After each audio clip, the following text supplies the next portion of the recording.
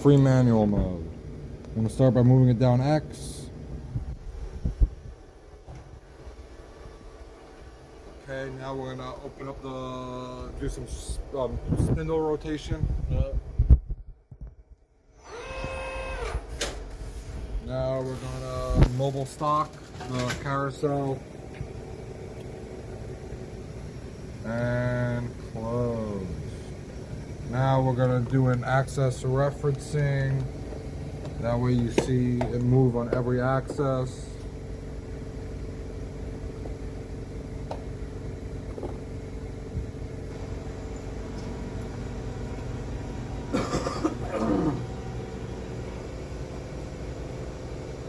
And lastly, we're going to open up the door.